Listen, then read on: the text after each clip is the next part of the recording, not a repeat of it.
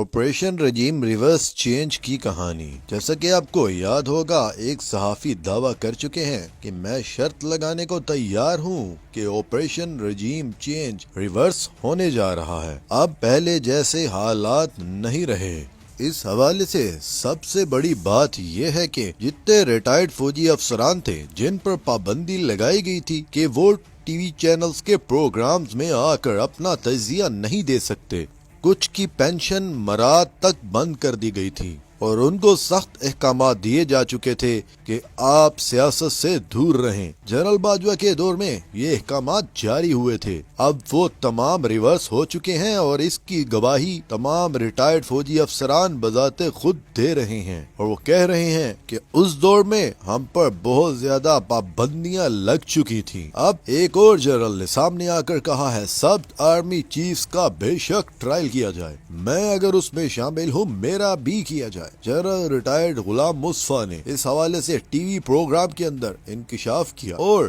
Army chief سے کہا بے شک سب کا ٹرائل کر دیں، مجھے بھی اس میں شامل کر لیں۔ اس دفعہ کچھ مختلف ہے، آرمی چیف باجوہ ملاقاتیں کر رہے ہیں ثاقب نثار سے، دوسری طرف جنرل فیض حمید کی بھی ملاقاتوں کی خبر آئی ہے کہ وہ اپنے حلقے کے لوگوں میں جا کر شاید سیاست میں آنا چاہتے ہیں، مگر فیض حمید کی طرف سے یہ بتا دیا گیا ہے کہ ان کا ابھی سیاست میں آنے کا کوئی ارادہ نہیں۔ سب سے ضروری اس ٹائم جنرل باجوہ کی چودھری ثاقب نثار جو کہ سابق chief justice of supreme court تھے، ان سے ملاقات ہے اور کہا جا رہا ہے ساری بات اس ملاقات کے اندر ہی چھپی ہے، کچھ ادھورے کام تھے، کچھ وعدے تھے جن کو پورا نہیں کیا گیا اور معاملات گڑبڑ ہو رہے ہیں۔ صابر شاکر نے کہا کہ آپریشن رجیم چینج ریورس ہوگا اور یہ ہو رہا ہے۔ انہوں نے کیا انکشافات کیے اس حوالے سے، ان کی زبانی آپ کو سنواتے ہیں۔ سیدھا شیئر کرنا چاہ رہا ہوں، میری بھی کچھ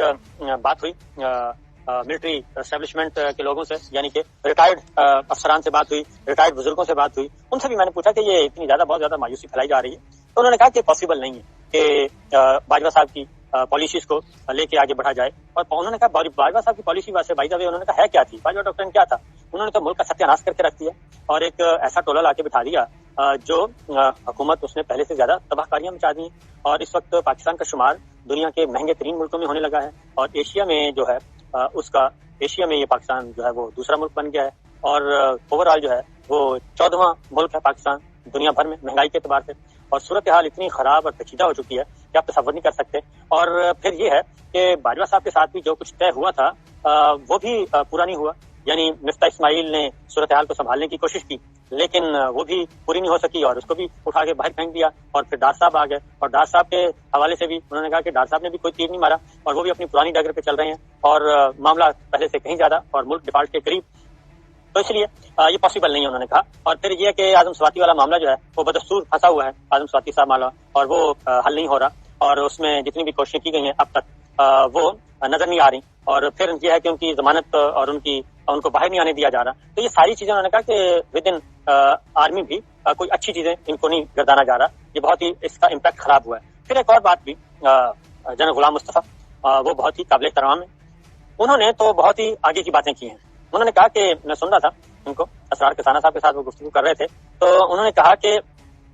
باجوہ نے تو اپنا جرم کا اعتراف کر لیا ہے، باجوہ نے اپنے جرم کا اعتراف کر لیا، اور وہ یہ انہوں نے کہا ہے کہ باجوہ صاحب تو مان گئے ہیں کہ وہ یہ جو کچھ ہو رہا ہے حکومت کا تختہ الٹا گیا، پالیٹکس میں انوالومنٹ، یہ ساری کی ساری چیزیں انہوں نے اپنے جرائم تسلیم کیے ہیں، اور پھر جو اس وقت ملک کی تباہی ہوئی ہے 9 اور 10 اپریل کے بعد سے لے کے آج تک، تو یہ تباہی جو ہے آج خود جب باجوہ صاحب تسلیم کر رہے ہیں کہ یہ سب کچھ میں نے کیا ہے، تو اس کے بعد تو وہ بچ ہی نہیں سکتے۔ اور جنرل غلام مصطفیٰ نے کہا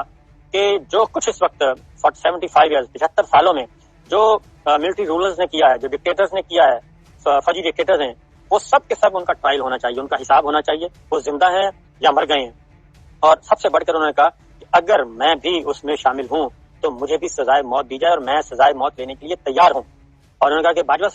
صاحب نے اگر جرم کیا ہے، اعتراف جرم ہے، ان کو بھی پھانسی کے پھندے پہ لٹکایا جانا چاہیے، جب تک وہ کہتے ہیں کہ جب تک ان کو پھانسی کے پھندے پہ لٹکایا نہیں جائے گا، ان کو سزائیں نہیں دی جائیں گی، تب تک یہ جو ملٹری انٹروین ہے یہ چلتی رہے گی، یہ فوجی مداخلت چلتی رہے گی اور پاکستان ترقی کی طرف گامزن نہیں ہو سکے گا۔ یہ بات جو ہے وہ بڑے کلیئرلی انہوں نے واضح طور پہ بتائی ہے. تو یہ تو ہے. اور انہوں نے کہا کہ ود ان رینکس جو ہے انہوں نے کہا کہ سوچ وہی ہے کہ باجوہ صاحب سے چھٹکارا حاصل کیا جائے, باجوہ صاحب سے جان چھڑوائی جائے. باجوہ ڈاکٹرائن انہوں نے کہا کوئی باجوہ ڈاکٹرائن نہیں تھا, یہ سارے کا سارا ایک نظروں کا دھوکہ تھا. اور یہ نظروں کا دھوکہ انہوں نے کہا کہ میڈیا کے ساتھ بھی ہوا اور ہمارے ساتھ بھی ہوا, یعنی کہ